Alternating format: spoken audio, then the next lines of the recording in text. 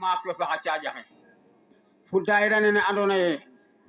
des socio kene bote fadid mene o yengole ke widna Kajaw a maya lool nu tanero leŋ a refange in cooxo ino yengole netino in kon nak in way njoko a nuun a njal santo a nuun a paax lam kene kat kontante in rek o te refu lam Kajaw o i ndime o waaw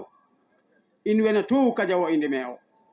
nu ɗeetaxo yengolene koy ngar njagle tino in santo nuun rek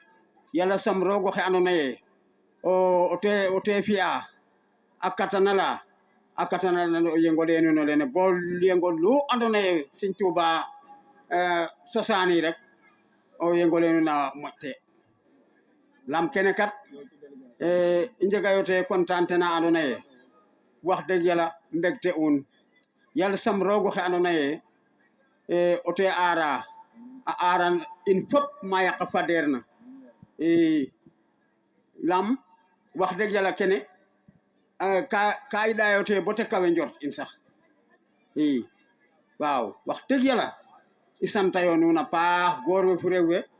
maak faxa caaƴ le Sëñ Abdoulaye na koy fat nu mbonko cant nene fat i mbi'no cant in te ref cant in fop waaw Sëñ Abdou kene te leyu fat i ngoorgoorlu xote paax waaw yal sa roog a wodin cer ke a xuuɗin xa ñis axe a fi me xiiwal saxu dak Sëñ Tuuba xe andoona te bin xasida ke yala sam in fop i nqeɗon no ngidmo ngen xasida ke asalaamaaleykum wa rahmatullah